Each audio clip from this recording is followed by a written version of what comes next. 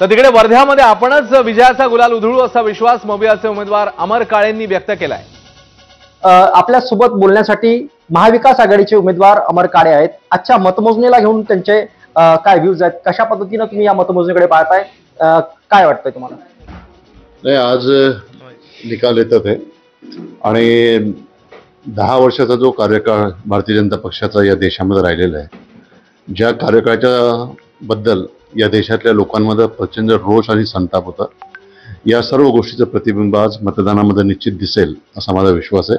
लोक वाट बघत होते की आम्ही केव्हा मतदान करतो आणि केव्हा भारतीय जनता पक्षाला सत्तेवरनं खाली करतो।